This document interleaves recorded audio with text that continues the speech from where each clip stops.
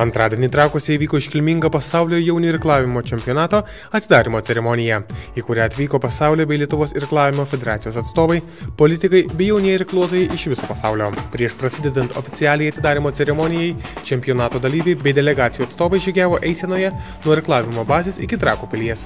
Įspūdingame bei margaspalviame šalių parade sportininkai tryško puikia nuotaika bei kūrė nuostabią atmosferą, kuri tęsiasi ir oficialioje čempionato atidarymo šventėje.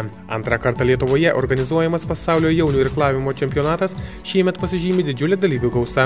Į senąją Lietuvos sostinę varžytis ant Galvės ežero sugužėjo beveik 800 sportininkų iš 59 valstybių, o delegacijos į Lietuvos irklavimo sostinę atvyko iš visų kontinentų. Įspūdingas dalyvių skaičius puikiai atsispindi ir Trakų miesto gatvėse.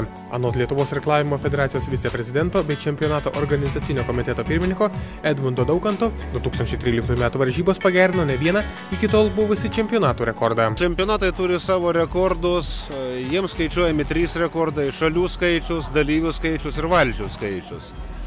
Šalių skaičiaus rekordo mes neįveikėm.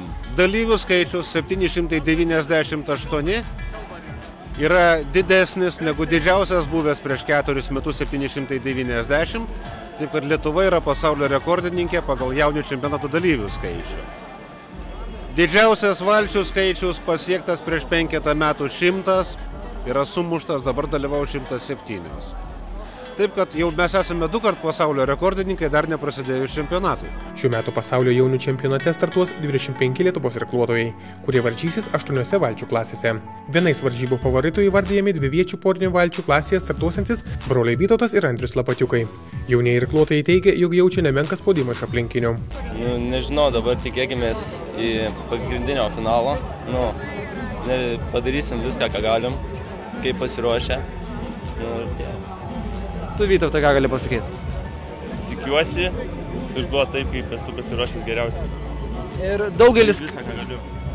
daugelis kalba, kad jūs esate vieni iš favoritų laimėti medalius Lietuvos komandoje. Ar neslegia ta našta tos kalbos? Iš tikrųjų slegia labai, nenoriu dar prisikalbėti, didelė čia, stresas dabar toksai biškį, iš tikrųjų.